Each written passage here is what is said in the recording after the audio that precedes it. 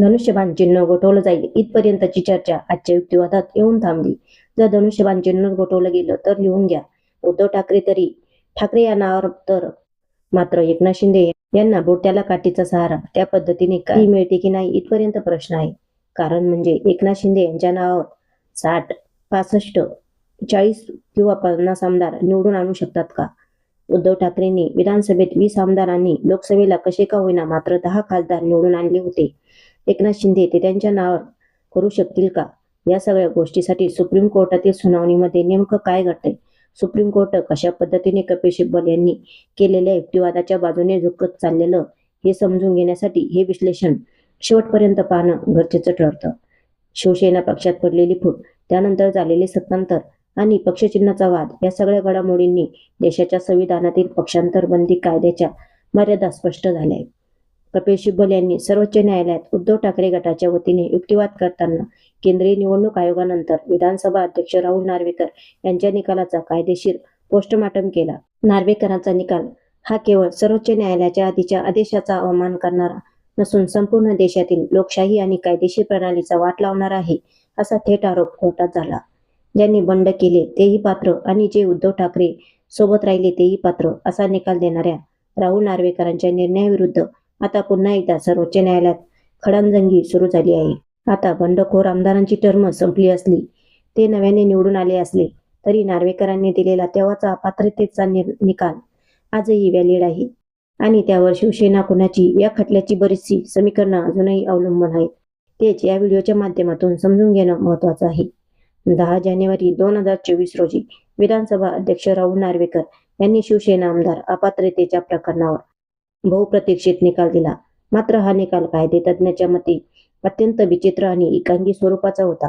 राहुल नार्वेकरांनी आपल्या निकालात एकनाथ शिंदे यांचा गट हाच मूळ शिवसेना पक्ष हे मान्य केलं. हा निर्णय देताना त्यांनी विधिमंडळातील बहुमताचा मुख्य आधार घेतला. परंतु सर्वात मोठी विसंगती पुढे आली ते आमदारांच्या अपात्रतेच्या मुद्द्यावर. जर एकनाथ शिंदे यांची शिवसेना हीच खरी शिवसेना आहे आणि त्यांनी काढलेला व्हीप अधिकृत आहे तर उद्धव ठाकरे गटाच्या आमदारांनी त्यांचा उल्लंघन केलं होतं का? आणि नियमानुसार ठाकरे गटाचे आमदार अपात्र ठरायला हवे होते. दुसऱ्या बाजूला जर ठाकरे गटाचा व्हीप अधिकृत मानला, जे की सुप्रीम कोर्टानेच मानलाय, तर त्यानुसार शिंदे गटाचे अपात्र आमदार ठरायला होते, ज्यामध्ये शिंदेचाही समावेश होता. मात्र अध्यक्षांनी एक अजब सुवर्ण मध्य काढत दोन्ही गटामधील कोणतेच आमदार अपात्र न करता एक नवीन पायंडा मांडला.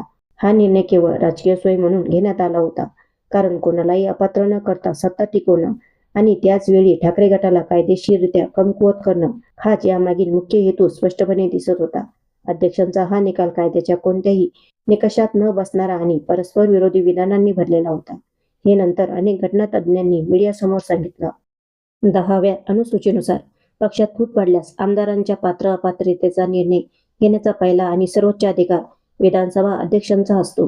कायदेशीर प्रक्रिया कशी असायला हवी हे वेळोवेळी अनेक घटनातज्ञांनी सांगितलं. मुद्दा 1. पहिल्यांदा विधानसभा अध्यक्षांनी आमदारांच्या अपात्रतेवर निर्णय घेणं आवश्यक होतं. मुद्दा 2. त्यानंतर पात्र राहिलेल्या लोकप्रतिनिधींच्या संख्येचा आधार निवडणूक आयोगाने मुख्य राजकीय पक्ष कोणाचा आणि चिन्ह कोणाला मिळायला हवं यावर निर्णय देणं अपेक्षित होतं. परंतु महाराष्ट्राच्या बाबतीत संपूर्ण घटनाक्रमच उलटा करण्यात आला. तो कसा ते समजून घ्या. 17 फेब्रुवारी 2023 विधानसभा अध्यक्षांचा कोणताही निर्णय आलेला नसताना निवडणूक आयोगाने अत्यंत घाई गडबडीत एकनाथ शिंदे गटाला शिवसेना नाव आणि धनुष्यबाण चिन्ह बहाल करून टाकलं. का तर त्यांच्याकडे विधिमंडळाचे बहुमत आहे. पुढची तारीख 11 मे 2023. त्यानंतर सर्वोच्च न्यायालयाचा सुभाष देसाई विरुद्ध महाराष्ट्र सरकार या खटल्यातील ऐतिहासिक निकाल आला. यात कोर्टाने अनेक महत्त्वपूर्ण निरीक्षणं नोंदवली. पुढची तारीख 10 जानेवारी 2024. निवडणूक आयोगाच्या निकालानंतर तब्बल 11 महिन्यांनी विधानसभा अध्यक्षांनी आपला अंतिम निकाल दिला. या उलट्या घटनाक्रमामुळे मोठा कायदेशीर पेच तयार झाला. विधानसभा अध्यक्षांनी आपल्या निकालात स्वतंत्र तपास करण्याऐवजी निवडणूक आयोगाने आधी शिंदे गटाला पक्ष म्हणून मान्यता दिली आहे, त्यामुळे मी त्यांनाच खरी शिवसेना मानतो अशी पळपुटी युक्तिवाद केला. म्हणजेच अध्यक्षांनी निवडणूक आयोगाच्या निकालाचा हवाला दिला आणि निवडणूक आयोगाने अध्यक्षांच्या निकालाची वाट न पाहता निर्णय दिला होता. या चक्रव्यूहात मूळ कायद्याचा आत्माच हरवून गेला. पुढची तारीख 11 मे 2023. तत्कालीन सरन्यायाधीश धनंजय चंद्रचूड यांच्या घटनापीठाने दिलेल्या निकालात स्पष्ट होते की राजकीय पक्ष आणि विधिमंडळ पक्ष हे दोन वेगळे वेगळे घटक आहेत. संविधानाच्या 10व्या अनुसूचीनुसार व्हीप आणि गटनेता नियुक्त करण्याचा अधिकार केवळ मूळ राजकीय पक्षाला असतो, विधिमंडळातील बहुमताला नाही. सर्वोच्च न्यायालयाने असे स्पष्ट नोंदवलं होतं की एकनाथ शिंदे यांच्या गटाने स्वतःच्या मर्जीने भरत गोगावले यांची प्रोतो म्हणून केलेली नियुक्ती पूर्णपणे बेकायदेशीर होती. मूळ शिवसेनेचे प्रोतो सुनील प्रभू यांनी काढलेला व्हीप कायदेशीररित्या वैध होता. सर्वोच्च न्यायालयाचे हे स्पष्ट निरीक्षण रेकॉर्डवर असतानाही राहुल नार्वेकरांनी सर्वोच्च न्यायालयाच्या वर जाऊन निकाल दिला. त्यांनी न्यायालयाच्या मार्गदर्शक तत्वांना बाजूला सारून 1999च्या शिवसेनेच्या जुन्या घटनेचा आधार घेतला आणि पुन्हा एकदा विधिमंडळातील बहुमताच्या जोरावर शिंदे गटाला मूळ पक्ष घोषित केलं. सध्या सर्वोच्च न्यायालयात सुरू असलेल्या सुनावणीत न्यायमूर्ती बागची आणि ठाकरे गटाचे वकील कपिल सिब्बल सोबतच देवदत्त कामत यांच्यात अत्यंत महत्त्वाचे कायदेशीर मुद्दे चर्चिले गेले. सुनावणी दरम्यान न्यायमूर्तींनी विचारलं की शिंदे गटाने शिवसेनेच्या 2018च्या घटनेत दुरुस्ती करून मुख्य नेता हे नवीन पद तयार केलं होतं, मग तो घटनेतील वाद मानला जाऊ शकत नाही का? यावर देवदत्त कामत यांनी न्यायालयाचे लक्ष वेधलं की अपात्रतेची मुख्य याचिका 20 जून 2022 रोजी दाखल झाली होती, तर शिंदे गटाने ते बदल 21 जुलै 2022 रोजी म्हणजेच पक्षात उघडफूट पडल्यानंतर केले होते.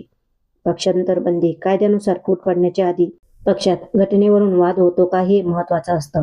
नंतर केलेल्या दुरुस्त्या कायदेशीर आधार बनू शकत नाहीत. सुनावणीत 1971च्या काँग्रेस फुटीच्या सादिक अली खटल्याचा संदर्भ आला. कपिल सिब्बल यांनी तिथे स्पष्ट केले की सादिक अली खटला हा देशात पक्षांतर बंदी कायदा लागू होण्यापूर्वीचा आहे. तसेच त्या प्रकरणात एकाच गटाकडे संघटनात्मक आणि विधिमंडळ अशी दोन्ही बहुमते स्पष्ट होती. महाराष्ट्राच्या प्रकरणात मात्र शिंदे गटाकडे केवळ आमदारांचे बहुमत होतं. पक्षांच्या मूळ संघटनेवर उद्धव ठाकरेंचं नियंत्रण होतं. त्यामुळे विधानसभा अध्यक्षांनी सादिक अली खटल्याच्या घेतलेला आधार पूर्णपणे चुकीचा आहे. आता व्हिडिओच्या सुरुवातीला सांगितलेल्या मुद्द्याकडे येऊया. काहींच्या मनात असा प्रश्न निर्माण होऊ शकतो की आता तर विधानसभेचा कार्यकाळ संपलाय, नवीन निवडणुका होऊन नवीन आमदारही निवडून आलेत, मग आता सर्वोच्च न्यायालयात या जुन्या अपात्रतेच्या मुद्द्यावर डोकेफोड करून काय फायदा? परंतु हा लढा केवळ सत्तेचा नसून संविधानाच्या अस्तित्वाचा आहे. जर सर्वोच्च न्यायालयाने राहुल नार्वेकरांचा निकाल बेकायदेशीर ठरवला आणि त्यावेळच्या परिस्थितीनुसार शिंदे गटाचे आमदार अपात्र ठरवले, तर त्यांचा थेट परिणाम निवडणूक आयोगाच्या पक्ष आणि चिन्ह देण्याच्या निर्णयावर होईल. कारण निवडणूक आयोगाचा निकाल हा ज्या बहुमतावर आधारित होता तो पायाच बेकायदेशीर ठरेल. सर्वात महत्त्वाचं म्हणजे जर हा निकाल असाच कायम राहिला तर भविष्यात कोणताही पक्ष पैशांच्या आणि सत्तेच्या जोरावर मूळ राजकीय पक्ष हायजॅक करू शकेल. कोणताही आमदार निवडून आल्यानंतर पक्षाच्या आदेशाला न जुमानता स्वतःचा वेगळा गट बनवून पक्षावरच दावा सांगू शकेल. त्यामुळे भारतीय लोकशाहीतील पक्षांतर बंदी कायदा जिवंत ठेवायचा असेल तर सर्वोच्च न्यायालयाला या प्रकरणात ऐतिहासिक आणि कठोर निर्णय घ्यावा लागेल. थोडक्यात सांगायचं तर शिवसेना सत्ता संघर्षात निवडणूक आयोग आणि विधानसभा अध्यक्ष या दोन्ही घटनात्मक संस्थांनी घाई गडबडीने आणि कायद्याच्या चौकटीला मुरड घालून निर्णय घेतल्याचं दिसून येते. यामागे महाशक्ती ही तितकीच कारणीभूत आहे. मूळ पक्षाची घटना, अंतर्गत लोकशाही आणि सर्वोच्च न्यायालयाचे आदेश या सर्वांना बाजूला ठेवून केवळ संख्याबळच हा एकमेव निकष लावण्यात आलाय. कपिल सिब्बल यांनी कोर्टात मांडलेले मुद्दे याच घटनात्मक अन्यायावर बोट ठेवणारे आहेत. आता सर्वोच्च न्यायालयाचे घटनापीठ या संपूर्ण प्रकरणाची दुरुस्ती कशी करते आणि लोकशाही मूल्यांचे रक्षण कसं करते याकडे संपूर्ण देश पाहतोय. जसं मी म्हटलं की सुप्रीम कोर्टातही युक्तिवादाची ट्रायल सुरू आहे आणि सुप्रीम कोर्टाबाहेरही महाराष्ट्रामध्ये शिंदे की ठाकरे याबाबतचा युक्तिवाद रोज सोशल मीडियावर चर्चेला जातोय. त्यामुळे जरी सुप्रीम कोर्टाचा निर्णय झुकता दिसला तरी महाराष्ट्रामध्ये मात्र हे खपवून घेतलं जाईल का? तुमचंही मत कमेंटमध्ये नक्की सांगा आणि अशाच माहितीपूर्ण व्हिडिओ पाहण्यासाठी आपल्या चॅनलला सबस्क्राईब करा. धन्यवाद.